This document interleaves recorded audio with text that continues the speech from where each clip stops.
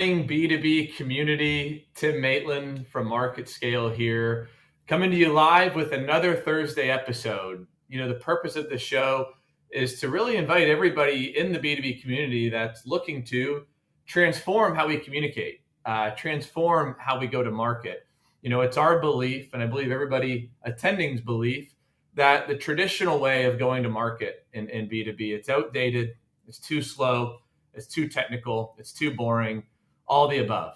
And what we can do as leaders in the B2B community is say, hey, if we engage certain ways in our personal life, if we learn about products in our personal life, this is how we want to be educated. This is how we want to buy and communicate in our business life. And that's what we're going to talk about today. I've got a very special guest with us. He's MarketScale's Director of Marketing, Terry O'Connell. I like to call him the mayor of SMU. If you ever go to SMU with Terry, you're going to know everybody and you're going to have a good time.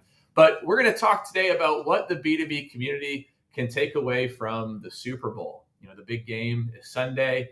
I know everybody's excited. If you're not excited about the game, you're excited about the commercials. If you're not excited about the commercials, well, you're definitely excited about maybe the cold beer and the nachos.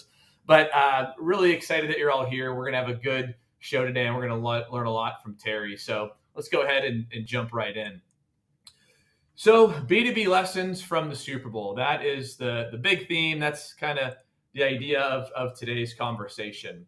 Now, before we jump into that, I always like to talk about the news, right? What's going on in the B2B world that everybody should know about? Well, since we're talking about the Super Bowl, let's talk a little bit about the Super Bowl ad sales slowdown. It's pretty interesting. Just yesterday, the final ad placement was sold in the Super Bowl ad slots.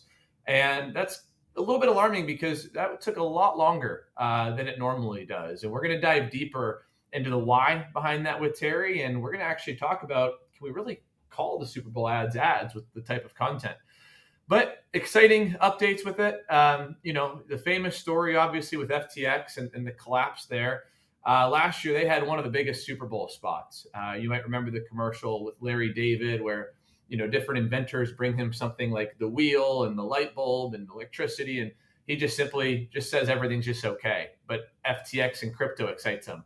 Well, this year, it's the collapse of crypto. There is not a single ad spot in the Super Bowl slots that are going to be communicating anything of cryptocurrency or any crypto companies. So something to keep an eye on there. Another potential reason why the Super Bowl ad slowed down is the supply chain issues. Companies are still having an issue over the past few years. It's all added up, being able to deliver product. And they don't want to spend huge revenue on an ad placement that will then maybe create, more customers and orders that they can't fulfill. So that's kind of been one of the talking points in it. Then obviously market uncertainty, right? We're going to talk a little bit about that, but what's going on in the market? Are we up? Are we down? Are we left? Are we right? We don't know. So, that's another reason why companies are just kind of keeping an eye on how they want to be responsible with their spending. Now, the main idea, the main core of these webinars is really traditional marketing doesn't work, right? Let's talk about it. Advertising is a big topic today. It's gotten way too expensive. It's way too commoditized, and it's really just not a scalable way to communicate. You look at our changing buyers in B2B, right? Top-down marketing is dead. We used to always create videos where executives were buttoned up with ties and, only they could control the messaging. But now winning companies say, you know what, executives, keep building the company, keep growing, but the people of the business, the people of the community are the ones that need to get their voices heard. You look at trade shows, right? Trade shows are kind of like a company Super Bowl. You spend, $1 million to be there for 3 days. And it's great community building, but is it scalable? Is it really worth the impact? There's better ways to go to market. Some other areas of traditional marketing that we see, customers' attention spans are shrinking.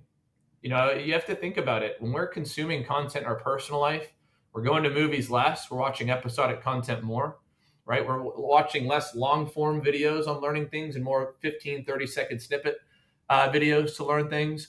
And we bring that same mentality into business. An interesting fact, millennials actually make up a majority of the workforce now. And millennials were used to more episodic and short form content. So are you giving your customers technical white papers, or more short form. Lastly, that market uncertainty, we talked about it. Companies right now, they just don't know, right? That we can't predict. You see tech companies laying people off. You see some industries hiring people. You see some industries pausing budgets. Some are increasing it. Just too much uncertainty. So, a lot to kind of see within that realm. So how do companies win when you have all that noise, when you have all those elements? They win by building and engaging communities and saying, hey, look, trade shows are expensive. We might not need to be at all of them. Advertising is expensive and commoditized, and our data gets stolen anyways. We maybe don't need to be there. We were going to bring in all these employees, but you know what? We've got a great team already. And the best companies say, you know what? Our community are the folks that are going to be able to build our business back, who are going to be able to grow our business, and be able to push us forward.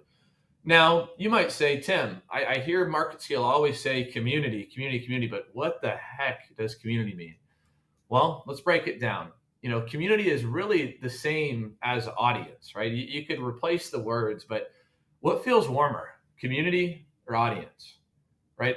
Speaking personally, when I think audience, I think, this is a group of people that I'm speaking at or towards, and I might get a little bit nervous because it's audience, but community is warm, right? Community is where you go in your personal life when times are good and when times are bad, right? Community is who you really lean on. And as a business, your community, it's the folks that make up your business. It's the people who you lean on. It's your customers who are your biggest fans because, they purchase your services and recommend you to their friends. It's your prospects, right? The people who are considering your solution over others. It's your manufacturing reps, your sales channels, because they're the folks who are literally making a living selling and carrying your solution.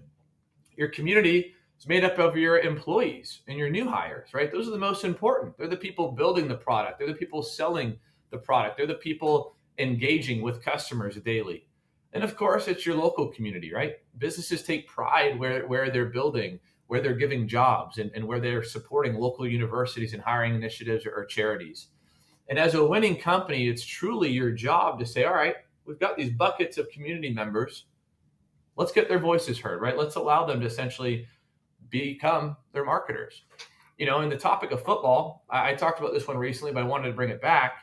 The Longhorn Network is it's a game-changing story, honestly, on community building. Now, I might be a little bit biased. I'm Texas Longhorn class of 2012, but the Longhorn Network is a perfect case study. I think every business needs to look into, and I'll break it down here in just a couple minutes. But basically what happened is ESPN courted University of Texas and said, hey, you are the most recognizable collegiate logo in the world, and we want to be able to help you build a channel that you guys will own, and it'll help you really unlock the voices of your community. I don't know if they put it that way, but it's what the point is. And essentially, they formed a partnership. And the Longhorn Network, it was distributed literally around the country. You could stream it on any platform, and it was connected with groups like Dish and Uverse and all the major carriers. But essentially what the Longhorn Network was it was an opportunity for, at that time, Coach Mac Brown and the football players and the professors and the athletic department leaders, the athletic directors, to come on and literally communicate Texas, communicate the brand. And what was interesting is competing schools like Texas A&M, they were the first to raise their hand.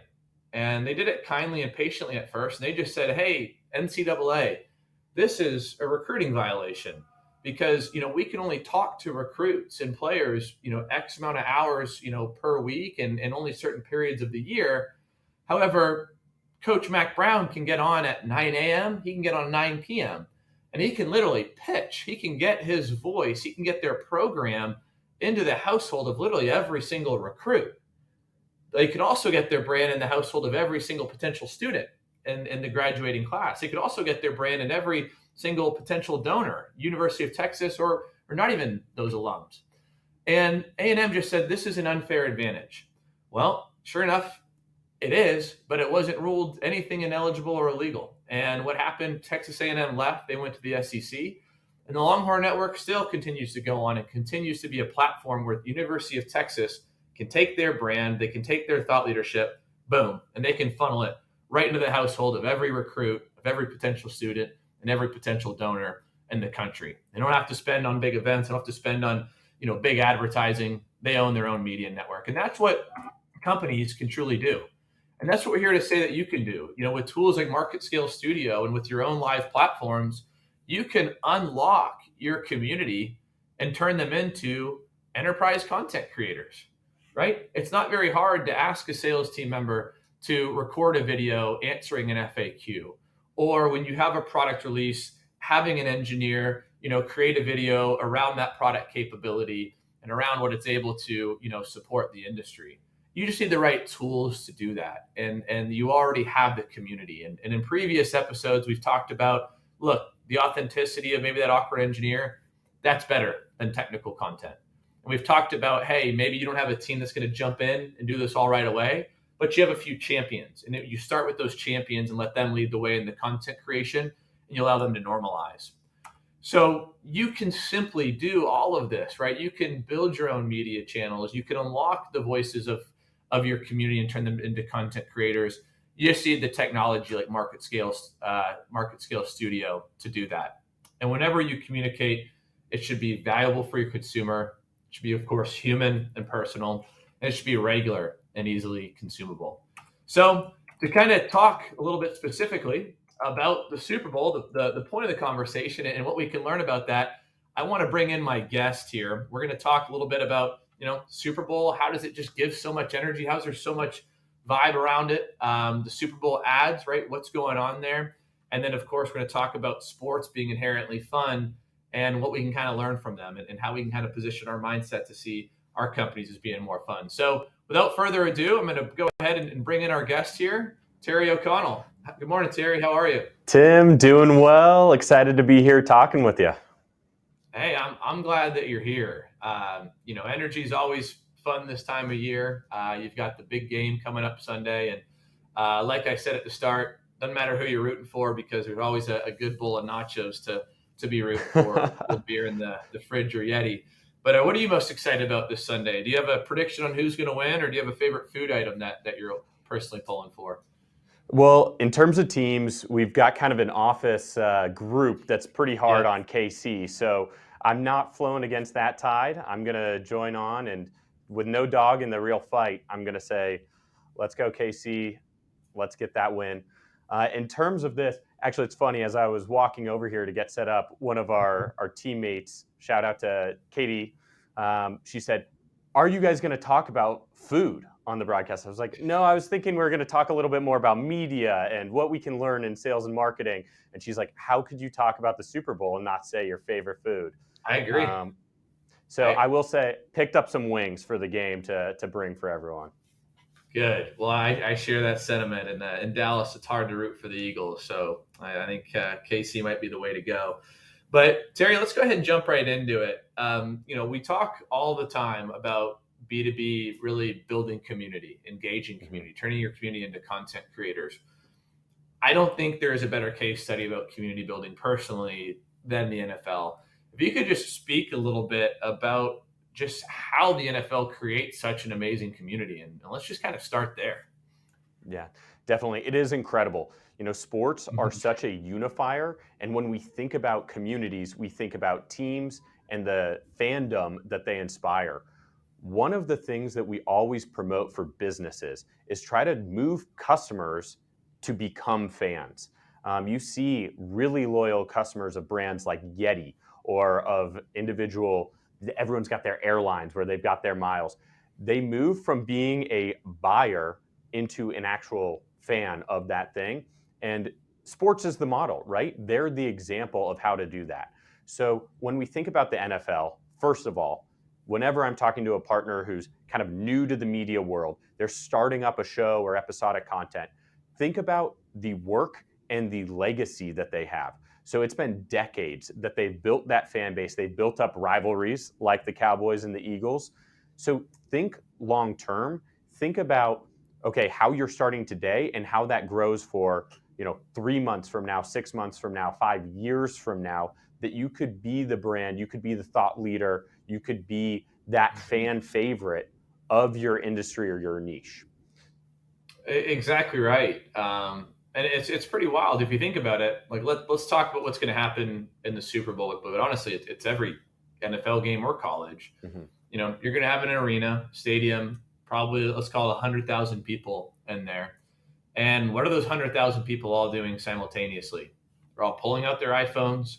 They're taking photos, posting it on their Instagram, sharing it on things like their Snapchat, their Facebook. They're texting it to their friends and their family.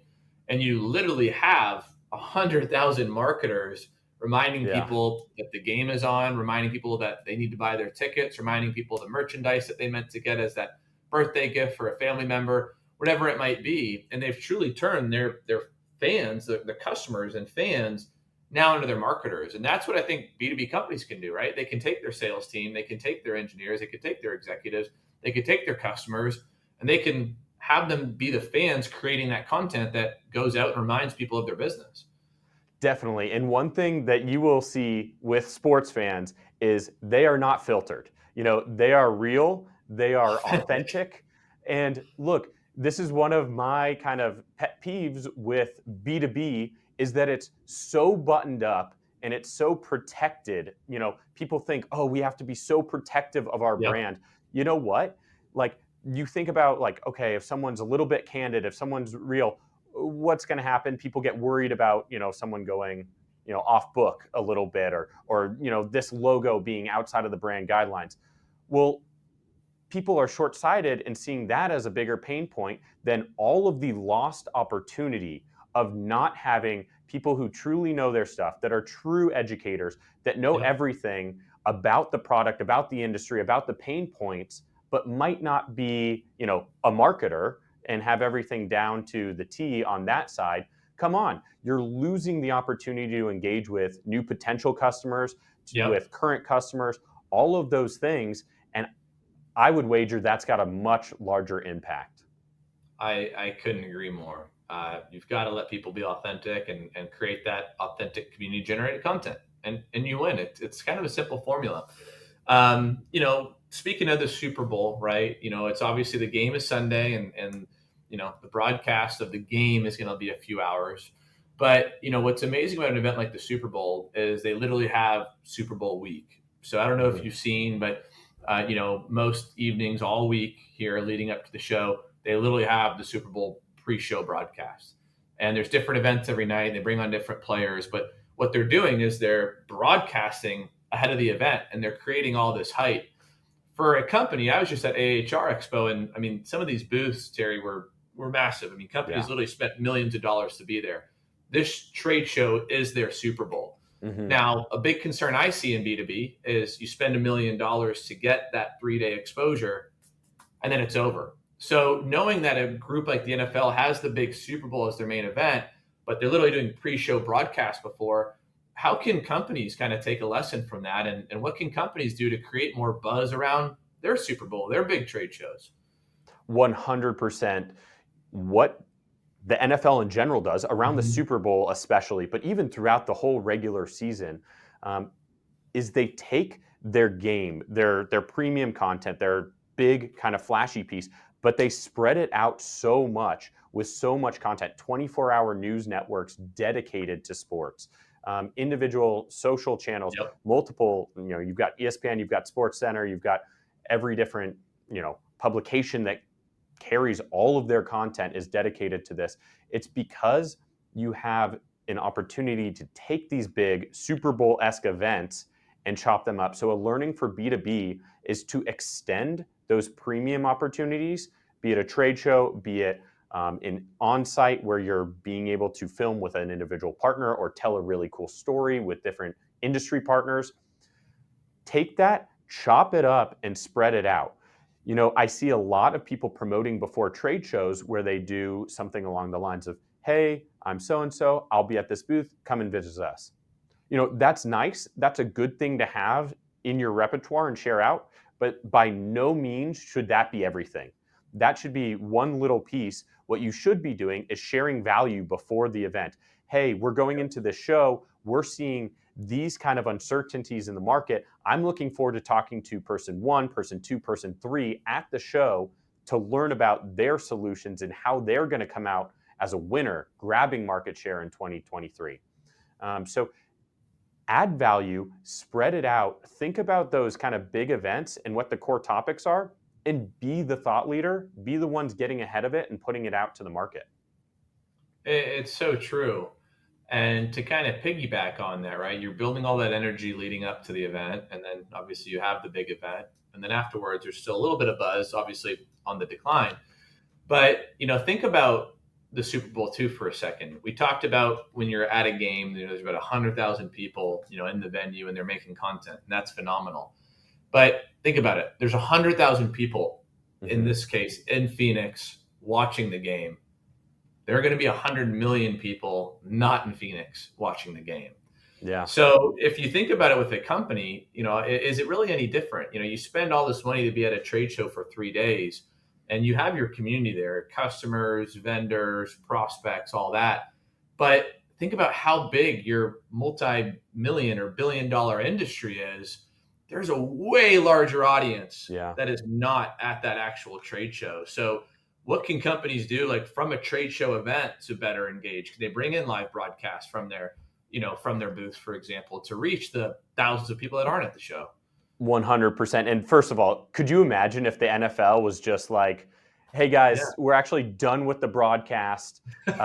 Show up, or, if you can't get a ticket, sorry.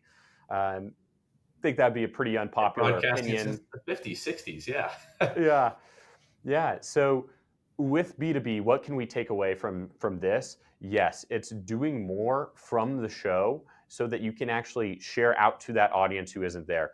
Talk to those key stakeholders that are going to be there. You get a unique opportunity to have so many great people in a room, but then run that live broadcast so that you can share it out to everyone else who isn't there.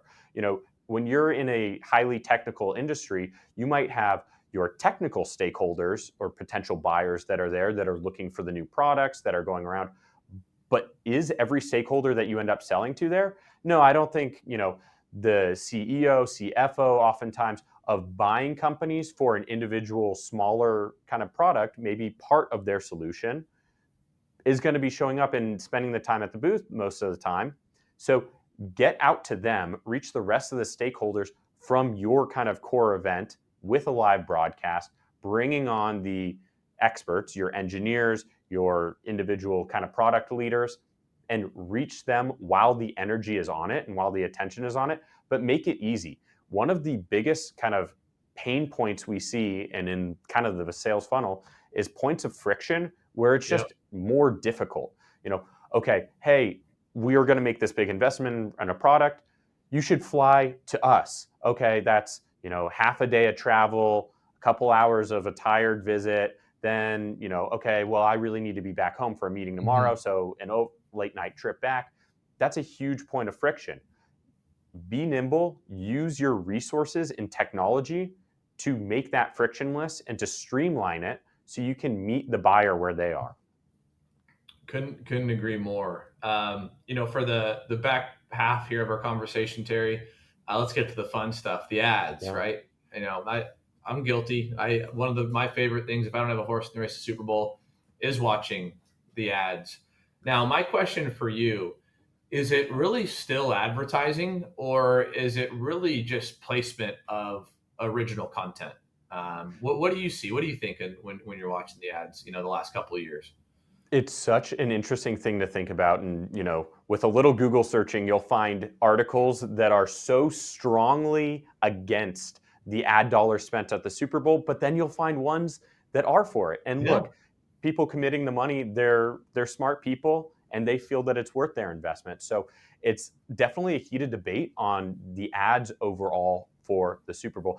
It is something really worth considering is, when does an ad kind of elevate itself on the spectrum of, okay, pure buy our product, to education, transformative, build this into your kind of lifestyle type media that we see being successful. I'll say from my personal experience working with a ton of brands in the B2B space, one of the things that we have to leave behind that we cannot learn from the Super Bowl, that we cannot pull from B2C, is just true ad spend. It doesn't work for premium products and for service-oriented products. So service leaders and kind of premiums, it doesn't work. It's kind of brings it down to a price play, which Yeah. is not competitive for most B2B brands, especially ones that are operating on this side of the globe. So when we think about, is there something we can pull out, a silver lining? I think it is that you see a transformation in what these people are doing that are investing so heavily into these ads, paying, $6 to $7 million for a 30-second spot, is they're transforming it into more of a story, more of an Yes. educational piece, and they're actually getting episodic with it. This is one of the things that kind of struck me this year, is in the championship games, you saw a lot of commercials that were an intro for, a hype piece for, or the first part of a commercial that is going to play in the Super Bowl. I also saw it in the Grammys. There's enough crossover, I guess, there in the audiences that the Grammys was having performance artists in commercials, Jack Harlow, and stuff like that. They were doing promo. Missy Elliott was in one of them, and they're saying, okay, check out the full thing during the Super Bowl. So I do like that. I like that for B2B because we see episodic content really perform well.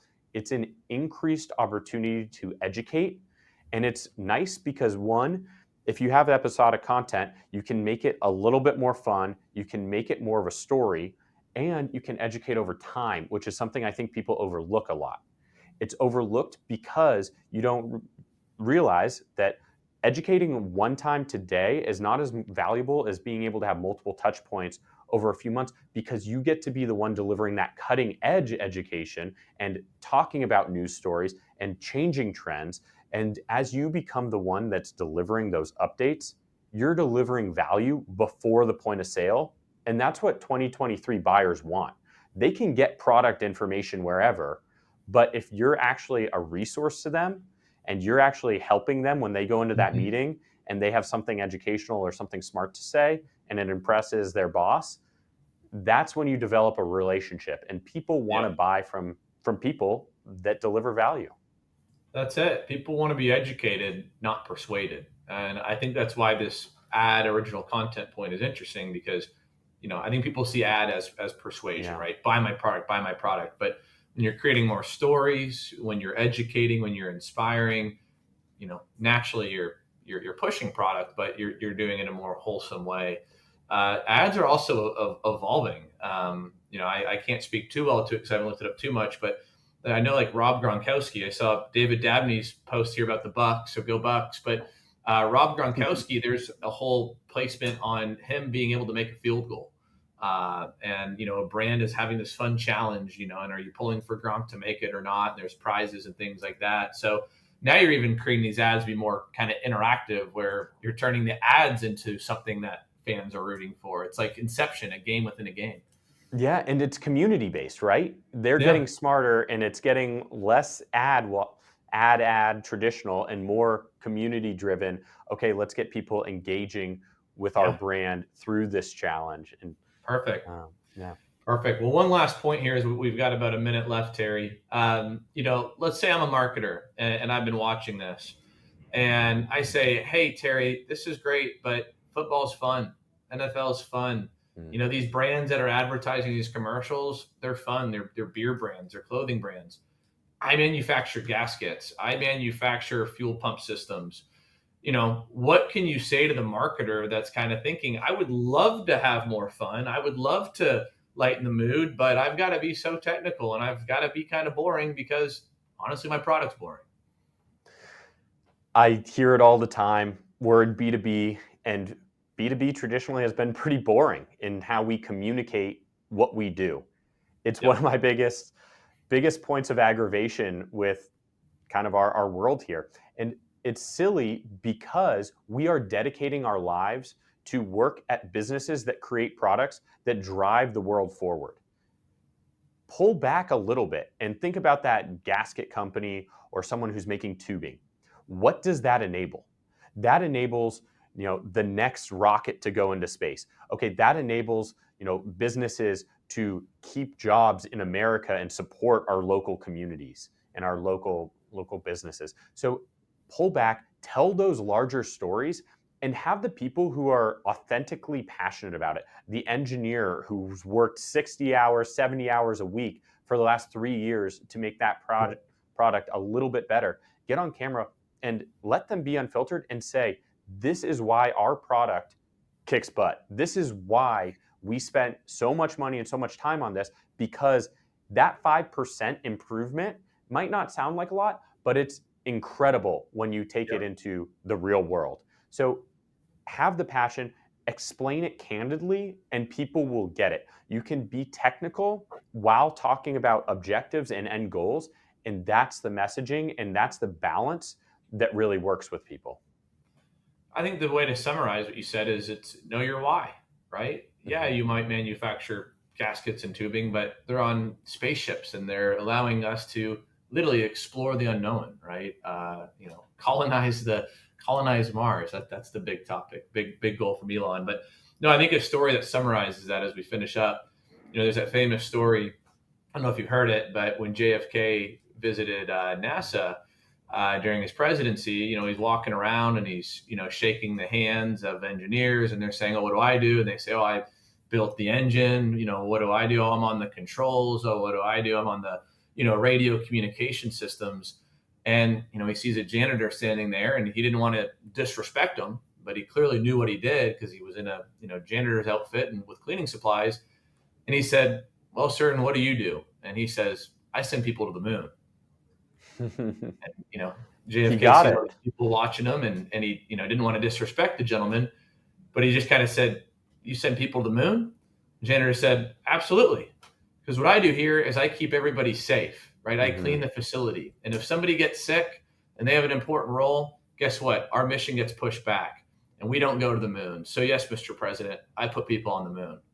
And that's the attitude, right? That's amazing, and that's what I think every B2B company can do is we put people on the moon. We don't make gaskets. 100%. That's incredible. That is such a more powerful message. And man, gets the hair standing up on your arm. A little bit of goosebumps. But yeah. Well, Terry, our time's up. Just want to thank you for joining us and shedding some light here on the Super Bowl topic. Always a fun topic, and you're always a fun guest to have. Well, very fun to chat with you. I hope you have a great time this weekend. Enjoy watching the game. Absolutely. And everybody, thank you again for tuning in this week. Our show is every Thursday at 10 o'clock Central. Invite your friends, invite your family. The whole purpose of the show is community. So as I always do, I want to challenge you to go out there in your business, in your personal life, go be community builders, go be shakers and movers. But until then, have a great rest of your week and enjoy the Super Bowl. All righty, everybody. We'll see you next week.